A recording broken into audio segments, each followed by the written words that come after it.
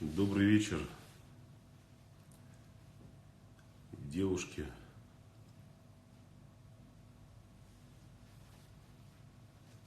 парни, бабушки, дедушки, мужчины, девочки и мальчики.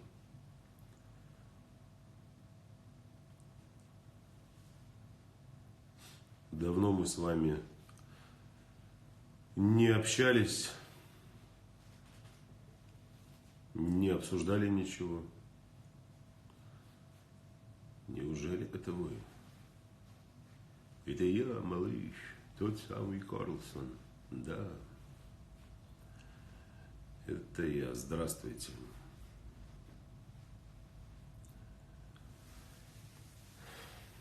Приятная неожиданность. Неожиданности всегда приятно. Ну, не всегда, конечно, но часто. Часто. Неожиданности бывают приятными, но часто не очень. У нас сегодня нет с вами какой-то определенной темы. Решил поотвечать на ваши вопросы. Поэтому, если они у вас есть, давайте будем на них отвечать. Если у вас их нет, тогда не будем на них отвечать. У нас сегодня, между прочим, юбилей нашему проекту «Я женщина».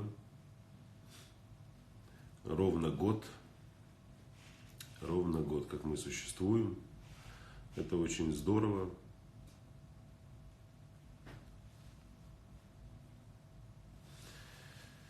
Откуда взять силу духа? Откуда ее взять? Оттуда же, откуда силу воли.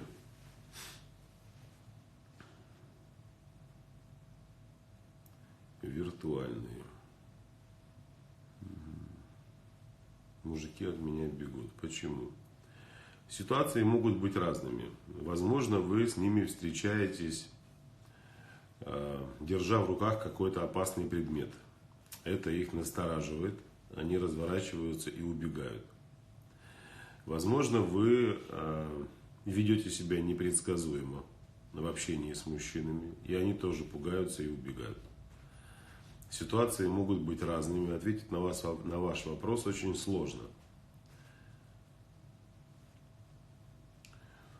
Поэтому нужна подробность. Нужны подробности. Марк, я сейчас на вашем курсе. Спасибо большое, я в восторге. Прошла неделя, а жизнь-то стала налаживаться. Дай Бог вам здоровья. Юлия, вам спасибо большое. Впереди у нас еще 3 недели работы и еще больше перемен. В 42 года мужчина проявляет интерес и в то же время пропадает. Нет интереса к женщине. Это вопрос. Спасибо, сенсей. Так, ну, здесь скорее вопрос не в интересе к женщине, а, наверное, вопрос нужно мужчине задать самому себе, чего я хочу. Вот это чувство неопределенности, оно очень часто преследует мужчин, нас, мужчин. Мы сами не знаем, чего хотим. Это действительно так. Это незнание образовывается на том месте, где мужчина начинает чувствовать себя в какой-то степени самодостаточным, свободным. Отношения всегда накладывают определенные ограничения на мужчину, да и на женщину в принципе. Поэтому для многих мужчин серьезные отношения с женщиной являются такой очередной попыткой все-таки лишить его свободы. Поэтому это вопрос не к вам, вопрос к мужчине. Определиться с целями, определиться со своими страхами, сомнениями и разобраться в них, а потом уже начинать действовать. Вы не зацикливайтесь на таком мужчине. Действуйте так, как вы хотите, как вы считаете нужным. Двигайтесь вперед вне зависимости от того, есть этот мужчина рядом или нет. Перверзный нарцисс может вообще любить или манипулирует ради своей выгоды. Может научиться проявлять заботу, нежность и ласку. Достаточно сложно научить любить человека, который в принципе, заморозил в себе это чувство. Ведь он стал таким не потому, что он родился таким, потому что были какие-то внешние обстоятельства, которые сформировали его восприятие мира. И, безусловно, теперь его позиция вот такая.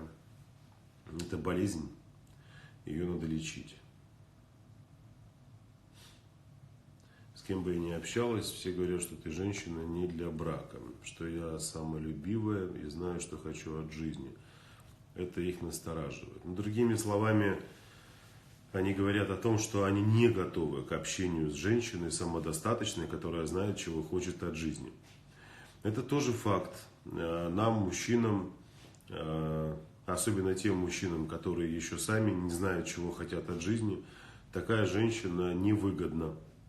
Потому что ей очень сложно манипулировать, ее сложно обманывать, ее сложно водить за нос и рассказывать ей какие-то истории. Женщина, которая знает, к чему она стремится, является прекрасной находкой для самодостаточного мужчины. А вот для мужчины, который еще не совсем окреп духовно, зрелость мужская достаточно сыроватая, ему такая женщина не нужна. Ему проще с той, которая не знает, куда идти. Она открывает ротик и двигается за своим мужчиной. Как проработать тревожность? Тревожность можно проработать, например, при помощи техник когнитивно-поведенческой терапии. Вот, поэтому, она очень, кстати, я могу сказать, легко берется под контроль тревожность, и с ней можно работать. Вы грустный сегодня? Нет, я не грустный, девочки, просто я за компьютером сидел много, и глаза такие у меня. Здравствуйте, обратились с мужем к психологу, он мне сказал, что это абьюз. Психолог работает со мной отдельно, и парные сессии. При абьюз показана парная терапия. При абьюзивных отношениях парная терапия нежелательна, потому что вы все-таки находитесь в роли жертвы, а ваш муж, как бы это страшно ни звучало, находится в роли насильника. И вот представьте себе вот эту парную терапию, где вы должны быть искренни, где вы должны быть откровенны, где вы должны выбирать для себя абсолютно новые способы взаимодействия со своим мужчиной. И все карты раскрываете перед ним. Неизвестно, какую цель преследует ваш мужчина. Для него эта терапия, это попытка сохранить семью и продолжать, например, манипулировать дальше и применять свои абьюзивные наклонности. Либо это действительно искреннее желание измениться. Если это искреннее желание измениться, то такая терапия проводится индивидуально. Для того, чтобы мужчина обретал совершенно новые навыки взаимодействия в здоровых отношениях. Если же, не знаю, я не могу оспаривать там, либо давать какие-то комментарии по поводу выбора своего коллеги, не знаю, на чем он основывался, надо у него спросить и узнать, по какой причине он назначил вам совместную терапию.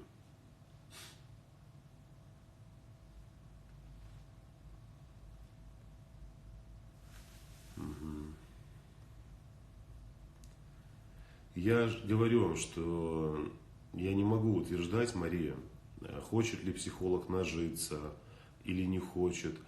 Но здесь я не являюсь сторонником семейной терапии, парной, в случае, когда речь идет про абьюзивные отношения. Как себя вести, зная, что муж изменяет? Как вы себя хотите вести, зная, что муж изменяет? Вот как вам хочется себя вести?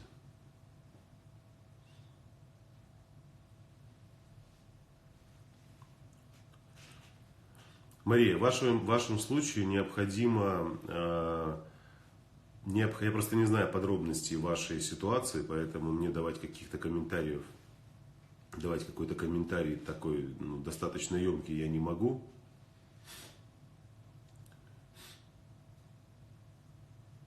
Поэтому вам нужно попробовать все-таки проконсультироваться в городе, где вы находитесь, еще с одним психологом, ему рассказать историю подробно свою.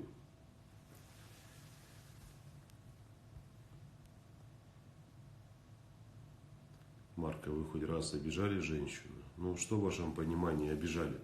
Обидеть женщину можно по-разному, правда? Можно обидеть словом, можно обидеть поступком, можно обидеть физически.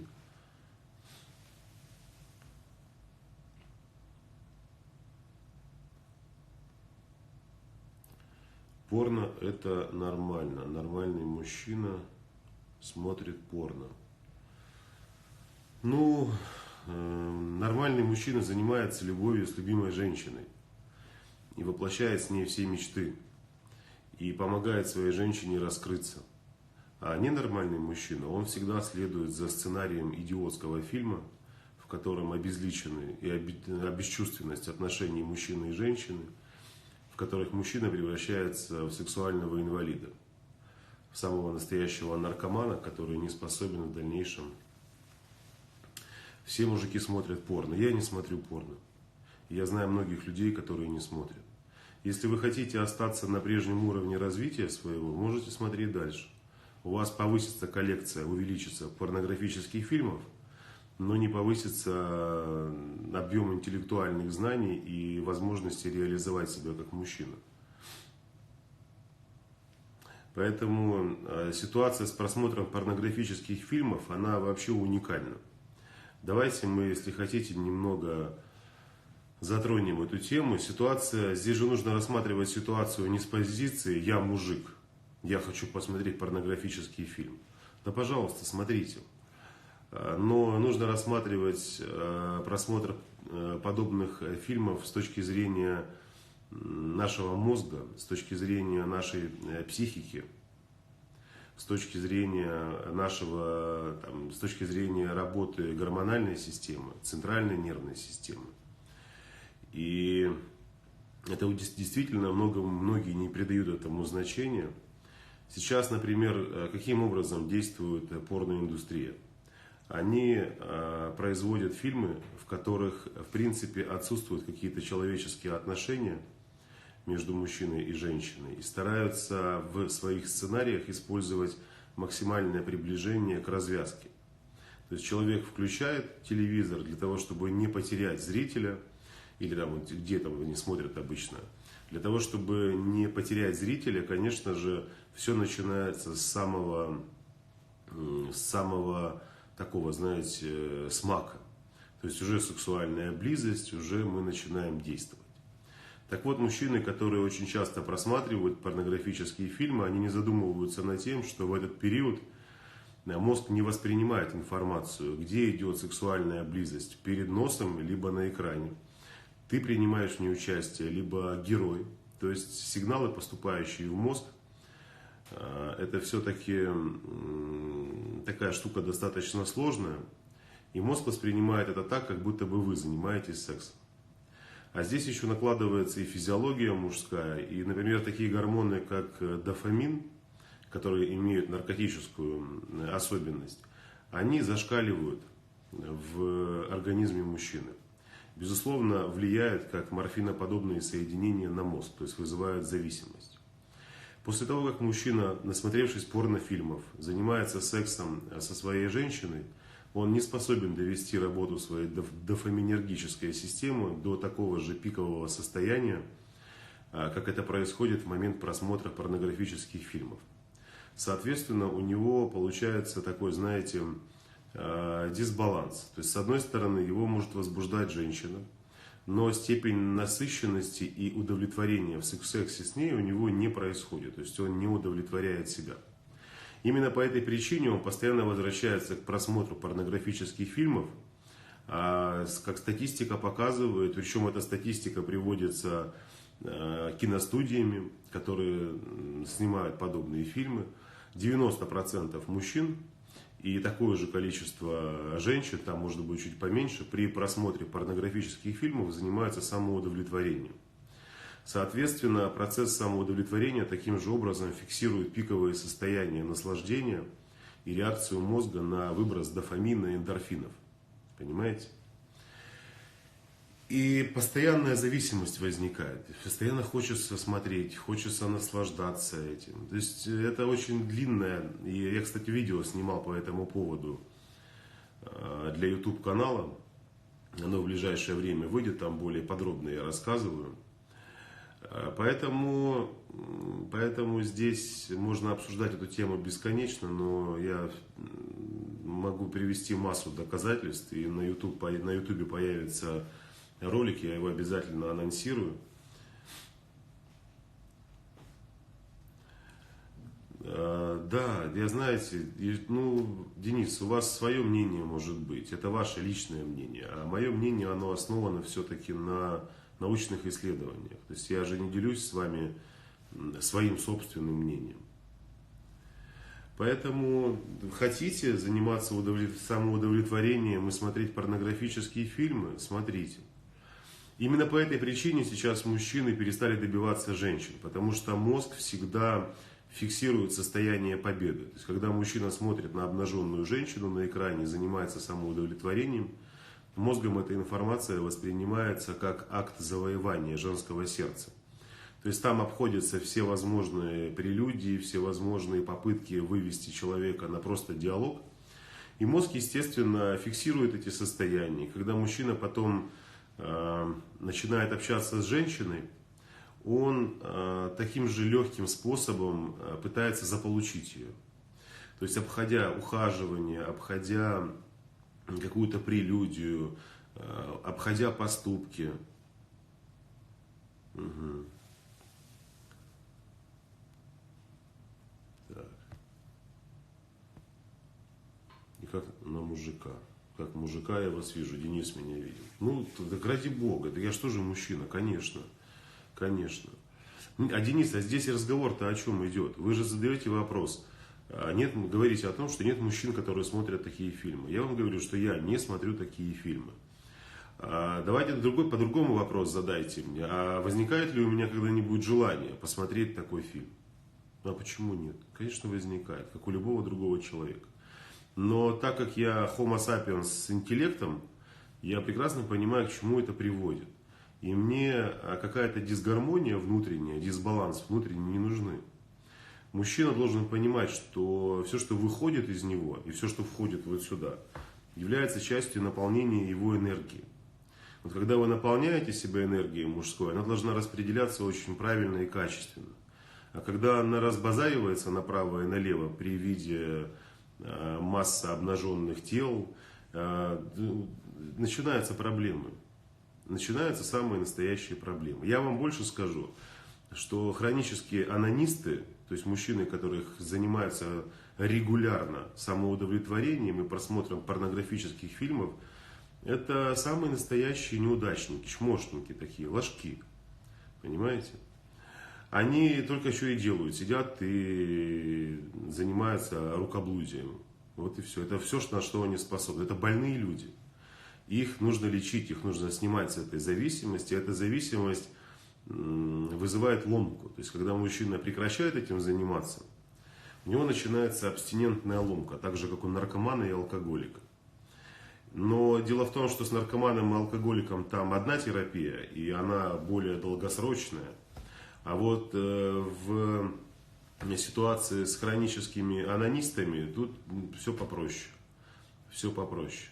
Но так как мужская энергия ушла, мужчина даже не может бороться с тем, чтобы не схватиться за свой детородный орган и за пульт. Это два предмета, которые мужчина очень хорошо изучает. То есть он умеет ими пользоваться.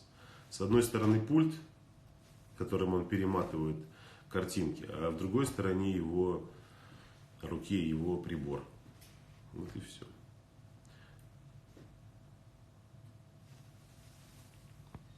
Поэтому, пожалуйста, в моей практике таких мужчин тоже много было. И вы же поймите, что там же запечатлеваются образы при просмотре фильмов. И человеку подсаживают установки совершенно ненормальные, да, то есть всегда сцена в порнографическом фильме, она разыгрывается таким образом, чтобы сначала подавался сюжет абсолютно приемлемый и разбавлялся чем-то неприемлемым. И когда мужчина, естественно, видит там постоянные групповые сцены, когда он видит какие-то извращения, он начинает все это тащить в свою семью, к своей женщине, требовать от нее вот таких героических поступков, которые демонстрирует профессиональная актриса, понимаете? Которая подготавливается к процессу съемки, которая там все растягивает, выбеляет, смазывает и увлажняет. Ну, простите за такую откровенность, но это факт. А мужчина считает, что его женщина должна быть такой же порнозвездой. Ну, вопрос здесь, конечно, можно навстречу задать, а ты являешься таким же порногероем, который там вертит, крутит, спортивный, подтянутый, издалека от него пахнет тестостероном. Требовать можно многого. Никто не говорит, что мужчина и женщина не могут в своих взаимоотношениях приходить к каким-то изыскам, понимаете, изыскам в сексуальной жизни. Но эти изыски должны удовлетворять и одну, и другую сторону. Если же речь идет только про удовлетворение одного партнера, это уже ненормально.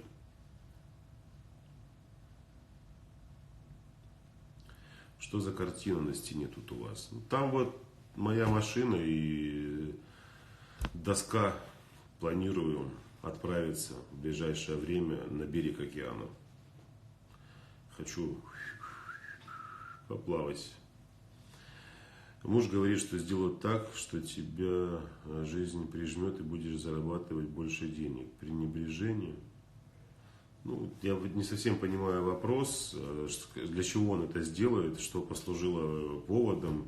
Я сделаю так, что жизнь прижмет. Для кого зарабатывать деньги? Для себя, для мужа или еще для кого-то. Поэтому, если здесь мужчины смотрят эфир, то занимайтесь, станьте, знаете, можно быть пользователем вот этого контента порноиндустрии. А вы станьте таким режиссером красивой, сексуальной, романтической постановки, только в отношениях со своей женщиной. Раскройте в ней сексуальность, чтобы ей хотелось быть вот такой, как вы мечтаете.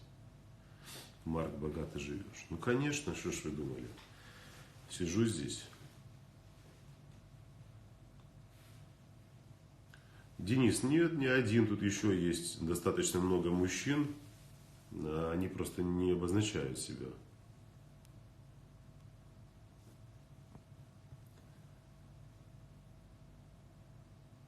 Походу мне нужно в порно сниматься.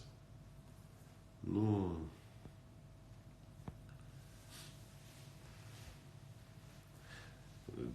Денис, никто не спорит, что вы здоровый человек. Я и не сомневался в этом. У меня даже и мысли такой не возникало.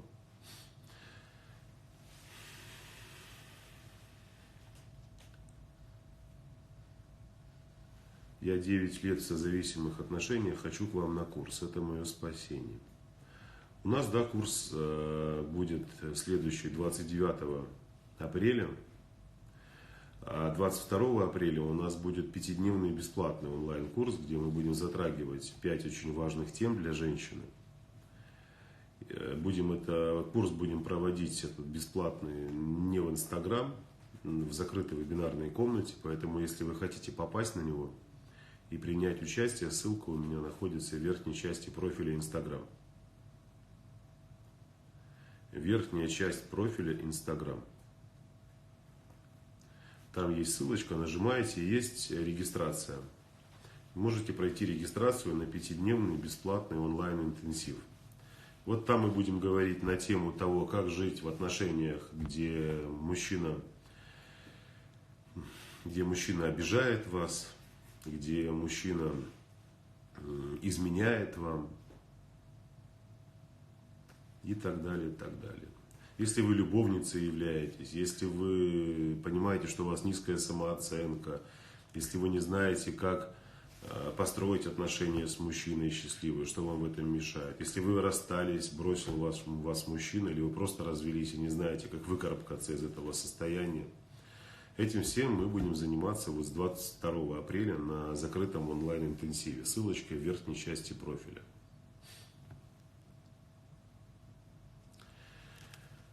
Я думаю, вы не русский, вы правильно думаете. Я прошла курс, но не научилась контролировать эмоции. Мне еще раз пройти курс.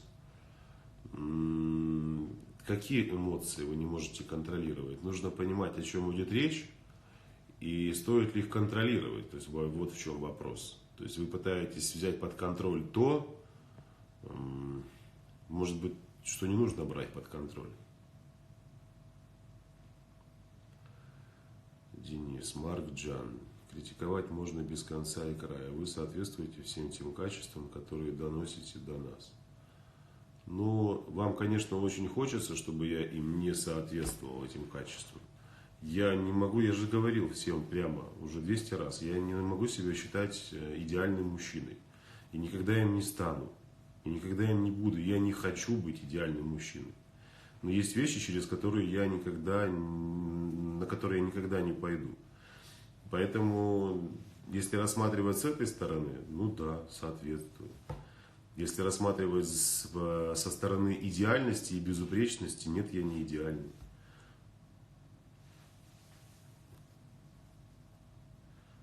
Почему, когда мужчина обнимает, моментальное отвращение на объятия? Ну, это вот я не знаю, с чем это может быть связано. Нужно разбираться подробно в ситуации. Поэтому здесь причины могут быть совершенно... Надо информации побольше. Как давно это началось? Всегда ли так было? С какого периода это началось? Какие обстоятельства привели к этому? Какая ситуация поспособствовала? То есть что-то произошло. Если так не всегда было, что-то произошло. Здравствуйте, как записаться на курс «Я трансформация»? Напишите мне в директ, и я сброшу ваши данные менеджеру.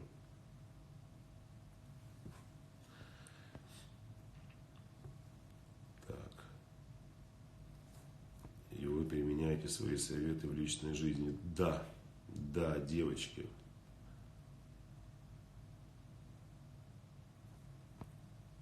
То есть я понимаю, что очень многие девушки хотят к такому разочарованию прийти, чтобы вот смотреть эфир и потом сказать, а вот Марк засранец. Я вам больше скажу. Дело в том, что у меня еще, честно вам скажу, у меня еще не было такого момента и такой ситуации, чтобы я где-то оказался в публичном месте в каком-то. Это может быть ресторан, кафе, караоке-клуб, чтобы кто-то меня там не узнал. Кто-то проходит курс, кто-то на меня подписан, кто-то меня видит по телевизору и так далее, так далее, так далее. То есть мой образ поведения, да, то есть мое поведение и тот образ, с которым я здесь с вами нахожусь, он присутствует везде. То есть я же не веду себя так только перед экраном. То есть представляете, я оказался в каком-то заведении, сижу там в неизвестном состоянии. Хотя вот последний раз я был в караоке и сидел с другом своим. И зашли девочки, сели за соседний стол. И говорят, ой, здрасте, а вы Марк Бартон, я вас знаю. А я сижу виски пью. И что мне теперь нужно? Провалиться под землю? Ну я же живой человек, правда? А если бы я на столе стоял, танцевал, голый, облитый медом, а вокруг меня танцевали девушки, и виски бы на мне еще поливали, это совсем другая ситуация.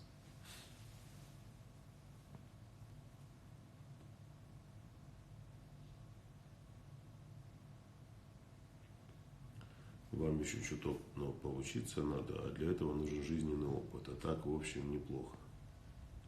Ну, ладно. Хорошо. Опытные вы мои.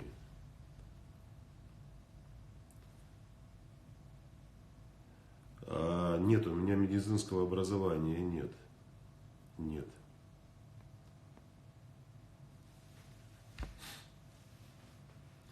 Есть притяжение к мужчине, как будто родная душа. Ну, наверное, есть.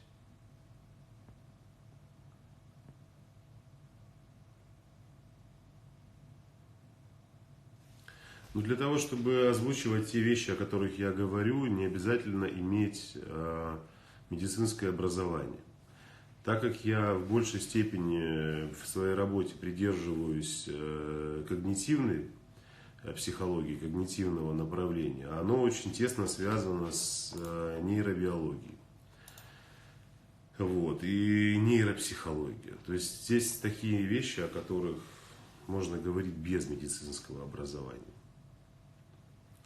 Если муж смотрит порно, когда в ссоре, ну, от стресса избавляется, видите как? Нашел для себя хороший способ избавиться от стресса. Девочки, идите на курс, сразу все поменяется. Марк, вам спасибо. Вам, Наталья, большое спасибо.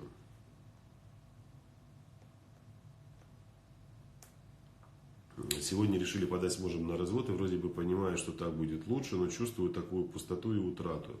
Как избавиться быстрее от этих чувств, помимо работы? Нужно постараться не убегать от этого состояния. Есть период, когда нужно проживать и горе, и печаль, и радость. Вы не сможете обмануть себя. Все-таки жизнь с мужчиной на одной территории, в отношениях. Понимаете? Эти отношения всегда формируют определенную привязанность, психоэмоциональную, гормональную.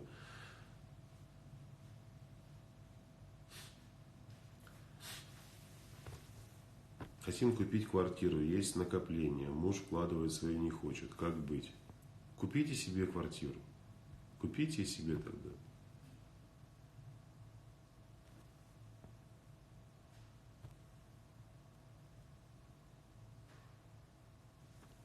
Пять лет не делают предложение. Это достаточный срок, чтобы задуматься. У подруги ссора, не повод заниматься сексом. У нас с мужем ссора — это как война, а на войне враг должен быть уничтожен. Кто прав?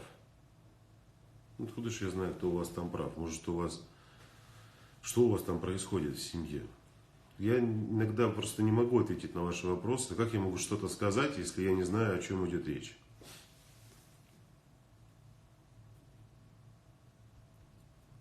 Так, скажите, пожалуйста, Ирине, что в объятия постоянно разных кричать о любви одному мужчине — это тоже измена.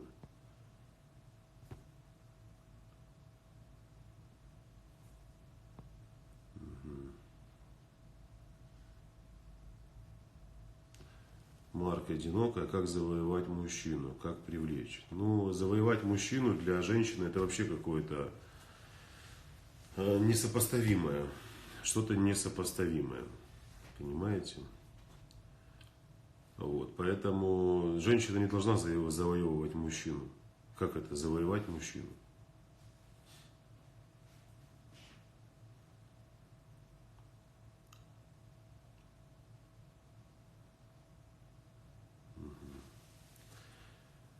Мужчина завоевывает женщину. Мой мужчина типичный абьюзер, устала, что делать? Но если он абьюзер или вы подвергаетесь насилию, значит нужно дистанцироваться от источника насилия. Все. Больше ничего делать не нужно. Просто дистанцироваться. Восстановиться и спасать себя и своих детей. Подала на развод. Муж грустит, расстроен. Говорит, что любит, но поступков нет. Есть ребенок. Как действовать? Ну, не знаю, как действовать, правда. Почему вы подали на развод? Что привело вас к такому решению? Что вы имеете в виду, говоря о том, что муж не хочет действовать?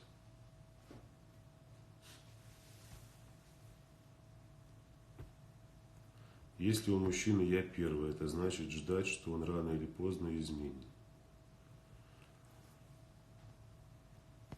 Это значит, нужно развиваться в отношениях с мужчиной и не думать о том, будет он вам изменять или нет.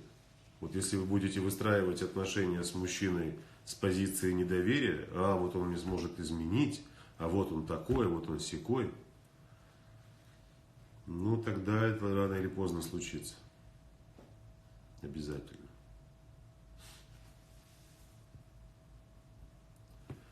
Недавно возобновила сексуальные отношения с человеком и сразу после вернулась все мои плохие привычки. Начала много курить, поздно просыпаюсь, может быть, связано или я гоню. Милочка, милочка, дорогая моя деточка, послушайте меня. Вы совершенно не гоните. Когда женщина вступает в отношения с алкоголиком, она тоже имеет достаточно высокие шансы стать алкоголиком, алкоголичкой. Когда женщина начинает отношения с мужчиной-наркоманом, она тоже имеет возможность стать наркоманкой. Когда женщина вступает в отношения с мужчиной безответственным, бесцельным, малоресурсным, неинтеллектуальным, неспособным брать ответственность, женщина превращается в такую же. И как бы вы там ни хотели, но вы идете за мужчиной. Вы всегда в своей женственности зависит напрямую от того содержания, которое находится у вашего мужчины внутри. Он либо ее убьет, либо приумножит. Вот если бы вы написали: я возобновила сексуальные отношения с мужчиной, стала более свободной, более яркой, насыщенной, я начала вести активный образ жизни, развиваться, читать книги, изучать языки, правильно питаться, заниматься спортом. Это бы действительно говорило о том, что рядом с вами появился достаточно ресурсный мужчина, который знает, чем поделиться. А так как ему поделиться нечем, вам ничего не остается, кроме как того, как взять с него пример. Вот и все. Вот вы его и взяли. И обратите внимание на смысловую нагрузку. На смысловую нагрузку обратите внимание своего комментария.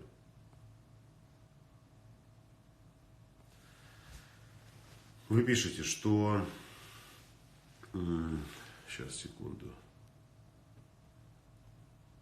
Вы пишете о том, что вы возобновили сексуальные отношения. То есть они такие обезличенные. Там нет любви, нет чувственности. Вы даже не говорите об этом. Начинающий Марк, надеюсь, года через 3, а пока не знаю, это не ответ даже для ребенка. Мне так нравятся его специалисты. Елена тут высококвалифицированный специалист. Хорошо, хорошо. Мне всегда нравятся люди, которые на диване сидят, поедают плюшки и комментируют все, что происходит вокруг.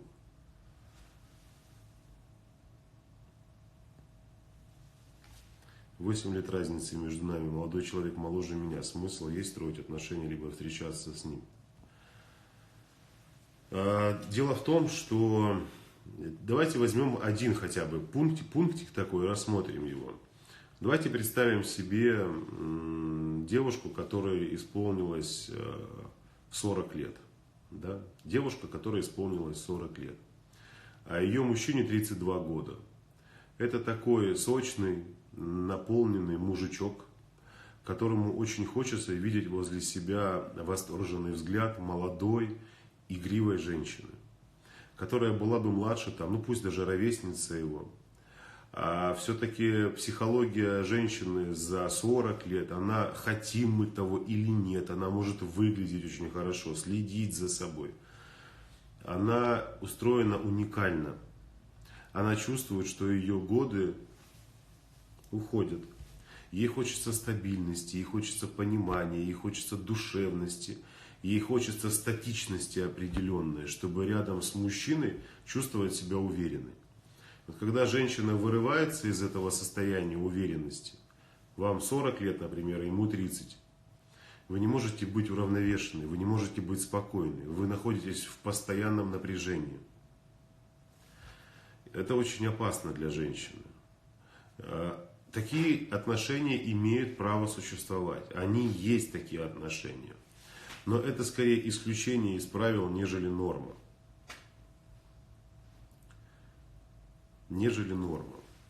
Поэтому тут уже выбирать и решать вам. Если вы способны в этих отношениях быть спокойной, уравновешенной, при этом сохранять в себе и женственность, и внутреннюю гармонию, и не пытаться с мужчиной общаться через «докажи мне», докажи мне, то, пожалуйста, пробуйте. Встречаюсь с мужчиной, стала наполнилась, занялась собой, спортом, правильным питанием. Много читаю, развиваюсь, но он женат. Зашибись. Молодец. Прекрасно. Супер. Идеально. Просто. Но он женат. Все вот было хорошо до этой фразы. Уже хотел поаплодировать, встать и сказать браво. Браво.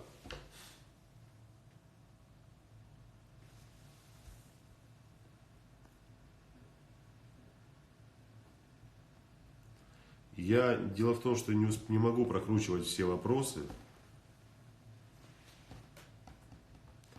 поэтому повторите его, пожалуйста. Я не смеюсь ни в коем случае над вами. Отношения с женатым мужчиной – это проблема, которую надо решать. Вот у нас курс сейчас будет бесплатный, 5-дневный. Приходите, мы там будем говорить об этом. Ссылка на регистрацию в верхней части профиля. Я вот переживаю, что после свадьбы муж стал уделять времени, а я выношу этим мозг. Он бежит от этого. Вот такой замкнутый круг. Меньше времени уделяет. Ну, другими словами, вы хотите, чтобы ваш мужчина уделял вам столько времени, сколько хотите вы. Но при этом не учитываете его интересы. Отношения мужчины и женщины, они все-таки устроены так, что там должна учитываться позиция одной и другой стороны.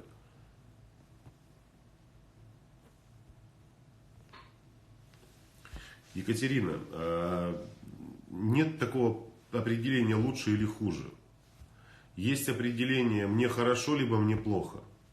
Вот если вы чувствуете себя комфортно и не сомневаетесь в себе, в своем состоянии внутреннем, у вас с самооценкой все хорошо, то мужчина может быть и младше. Если эта гармония будет сохраняться у вас. Но всегда есть риски определенные. Если вы готовы эти риски обходить очень в таком стабильном психологическом состоянии, пожалуйста, пожалуйста.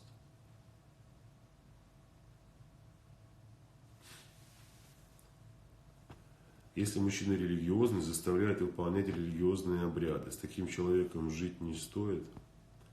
Но религиозность, вера, духовность – это все разные понятия, и обряды в том числе. Если вы это делаете для того, чтобы угодить вашему мужчине, ну, это ваше дело личное. Какую цель вы преследуете? То есть, почему это так важно для мужчины? Вера все-таки она здесь, где-то вот внутри, в сердце. И она всегда из сердца выходит, преображается в поступки. Вот. И если у человека нет этой веры, и вам не хочется этого делать, как вы можете себя заставить? Никак. Никак.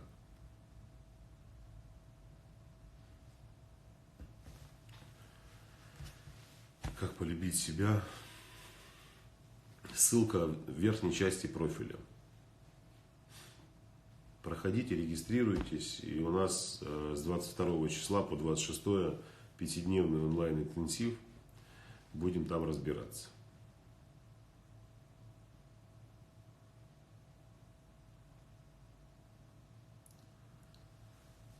Десять лет в браке, родилась дочь, стала хорошей матерью, стала плохой женой. Слышу одни упреки и обвинения. Перестали разговаривать. Ощущение пустоты, осознание того, что мы чужие.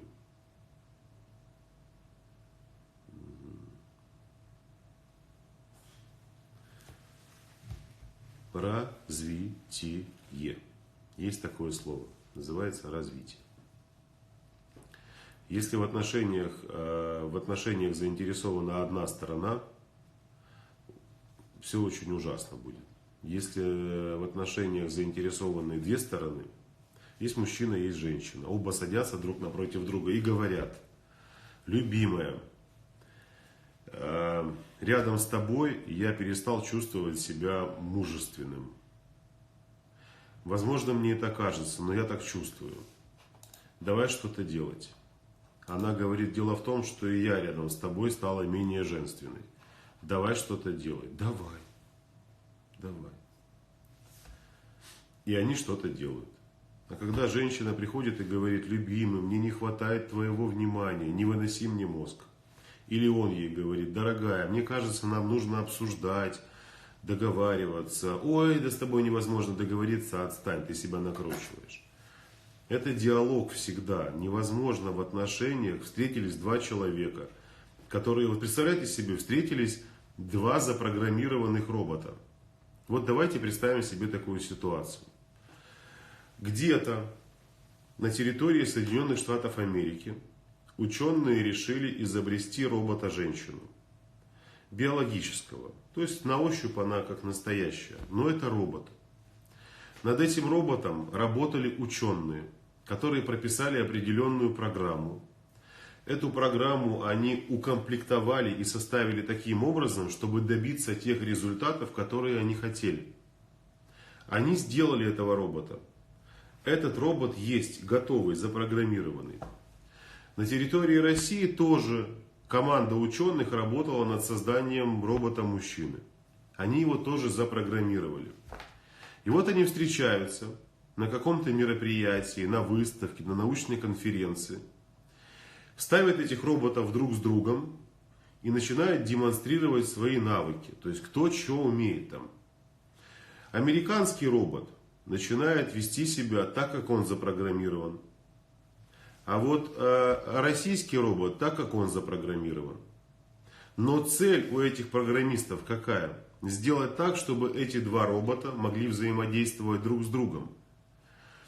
Что нужно для этого сделать? Прописать единую программу, чтобы она была запрограммирована у одного и у другого. Тогда действия будут слаженными.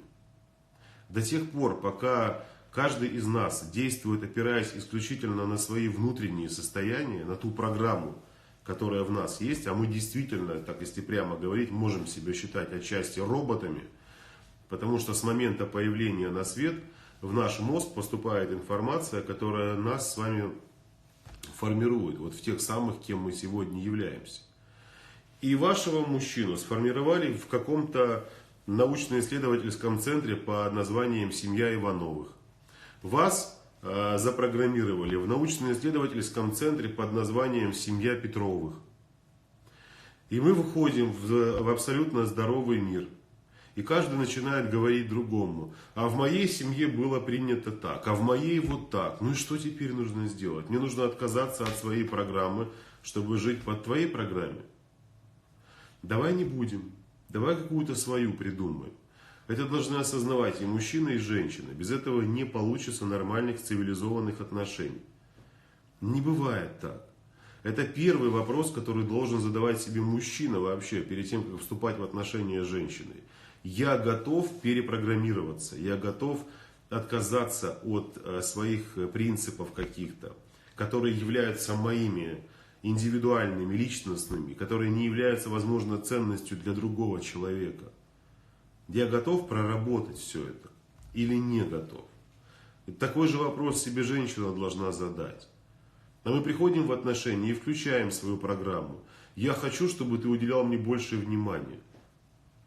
Да ладно. А я хочу, чтобы ты мне готовила 8 раз в день. Да ладно. И начинается.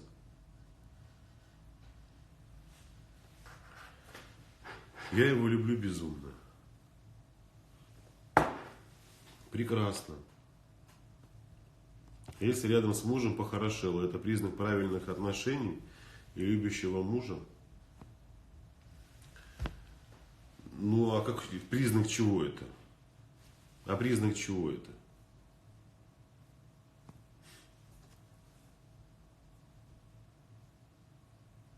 Так, сейчас. Здравствуйте. Подскажите, пожалуйста, как поступить? Муж ударил при ребенке. 1 год ребенку. Я собрала вещи и ушла к родителям жить. Подавать на развод или уйти без оглядки. Я не могу вам давать каких-то советов, Кира. Я могу вам только посочувствовать, потому что считаю это недопустимым. Неважно, с какой стороны на эту ситуацию смотреть. С позиции женщины, с позиции мужчины, психолога или проктолога. Не имеет значения. Бить женщину нельзя. Если тебя женщина выводит на такое, есть такие женщины, я согласен. Есть женщины, которым нравится драка. Вот она сегодня дерется с мужем, а завтра ему кофе в постель приносит. То есть ей нравится ощущение кулака на печени. Это в прямом смысле слова. Есть такие женщины. Но если мужчина переходит на выяснение отношений при помощи рук, это говорит о том, что у него закончились все возможные аргументы. У него больше нет возможности донести информацию до человека, достучаться, объяснить, изложить свои мысли, свои желания, тревоги, опасения. Что послужило конфликтогеном, я тоже не могу знать. Но как бы там ни было, тебе не нравится твоя женщина, тебя бесит она, тебя раздражает, тебе хочется двинуть ее, оставь ее в покое, уходи. Уходи. Если мужчина еврей, ваше мнение, очень специфическое общение, границ не нарушает, но и нет развития. Да что же, ну есть мужчины евреи хорошие. Есть же мужчины всяких национальностей хорошие, есть всяких национальностей плохие. Возможно, он какой-то особенный еврей. Но я имею в виду особенный в смысле, что у него есть какие-то принципы определенные, которых он придерживается. Поэтому, Кира, в вашей ситуации, я просто забыл закончить, вы, во-первых, возьмите паузу. Вам нужно взять паузу. Вам нужно посмотреть и попробовать все-таки проанализировать не эту ситуацию с поднятием руки, а все-таки посмотреть на ваши отношения. Понимаете? На ваши отношения, на их содержание общее. То есть, из чего они состояли. То есть, поднять руку, это уже поставить точку. Это как вишенка на тортик. Понимаете? А что послужило? То есть, причина какая была? Почему это происходило? Почему в вашей жизни произошел такой конфликт с мужчиной, и он поднял на вас руку? В этом нужно разбираться. Если переходите, девочки, я еще раз напоминаю, что у нас 22 числа, 22 апреля, мы будем проводить бесплатный 5-дневный онлайн-интенсив. Я такая одна, удобная или уникальная. Там мы будем разбирать 5 очень важных тем для женщины, если они хотят стать счастливыми в отношениях с мужчиной, но и в первую очередь в отношении с собой. Почему я все-таки пропагандирую в большей степени проявление любви женщины по отношению к себе? Потому что до тех пор, пока женщина не научится любить себя, принимать себя, осознавать свои чувства, эмоции, раскрывать в себе женственность, она не способна выстроить полноценные отношения с мужчиной. Это факт. Мы можем это отрицать сколько угодно. Если та программа, которую мы заполучили в детстве, несет в себе определенный деструктив, то есть мы по жизни встречаемся с какими-то трудностями и понимаем, что то, как я преподношу себя этому миру, не дает мне результата ожидаемого, нужно в этом разбираться. И мы всем этим занимаемся. Поэтому, если вы хотите, девушки, которые знают уже, например, про нашу платную программу «Я женщина», вы можете также по ссылке в верхней части профиля пройти регистрацию, оплатить, и с 29 числа мы стартуем. Девушки, которые не знают ничего, переходите по ссылке, проходите регистрацию на бесплатный онлайн-интенсив, который с 22 апреля стартует. И мы будем разбираться в течение 5 дней, рассматривать тему в любовном треугольнике, тему абьюзивных отношений, разводы, отношения с достойным мужчиной и многое-многое другое.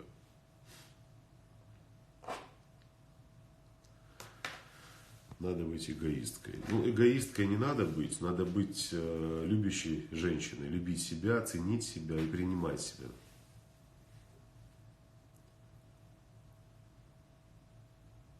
Бывшего мужа видеть не хочу, он приходит к ребенку. Ну тут уже, знаете, приходит к ребенку, да, пускай приходит.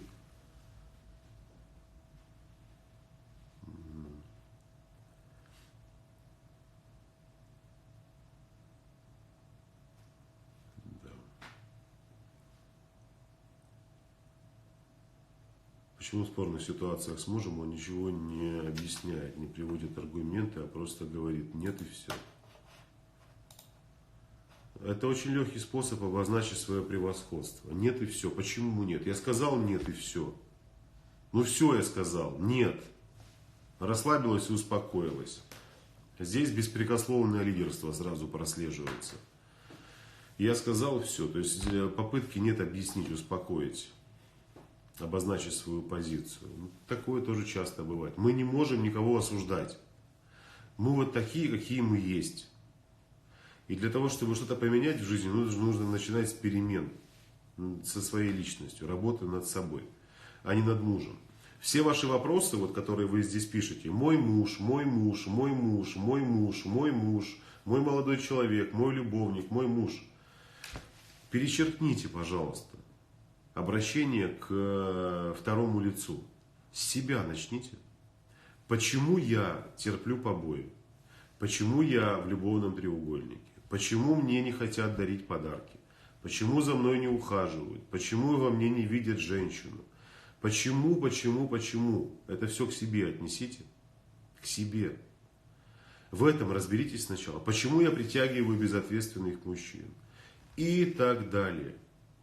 Вы пытаетесь поменять того, кто не пытается поменяться. Он даже не хочет этого. Не хочет. Что вы там делаете? Я одинока. Почему? Вот давайте разбираться. Вот это вопрос хороший. Вот это вопрос хороший. Ссылка в верхней части профиля. Переходите, регистрируйтесь на бесплатный интенсив. А что, копаться в себе? Действительно. Нет, копаться в другом. То есть ты меня принимай вот такой, какая я есть. Я копаться в себе не хочу. А я тебя не буду принимать. Не надо быть такими эгоистами. Дело не в обвинениях. Работать над собой и обвинять себя — это разные понятия.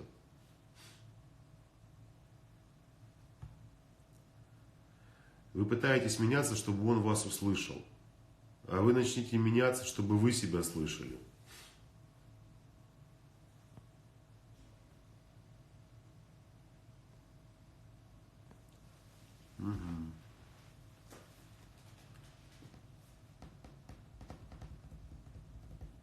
Если вы будете постоянно готовить еду, чтобы кормить других, но при этом сами не будете употреблять приготовленную пищу, вы рано или поздно умрете от голода. Понимаете? Поэтому, когда вы готовите что-то, нужно это употреблять и самому. И прежде чем это предложить другим людям, нужно попробовать. Нужно попробовать. Что вы там приготовили?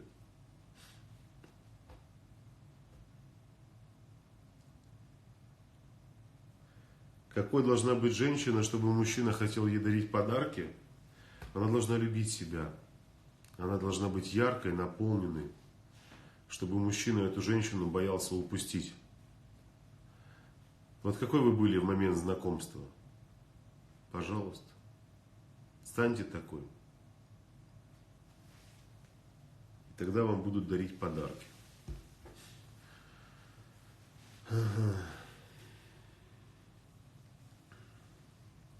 У нас сейчас эфир закончится. Давайте, кстати, зайдем. Сейчас эфир закончится. Заходите еще обратно. Может быть, мы кого-то из девочек в прямой эфир пустим.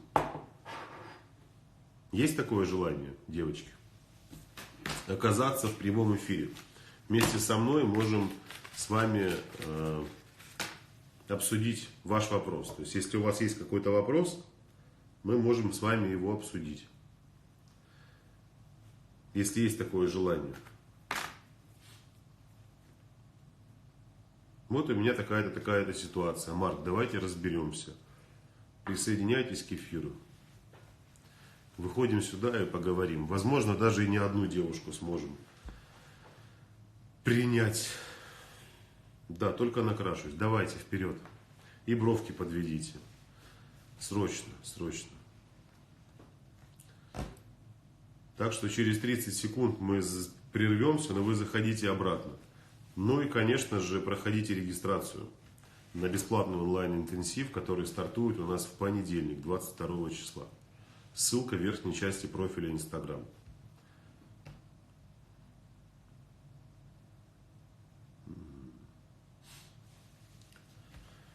Заходите. Сейчас прервемся через 10 секунд и будем начинать.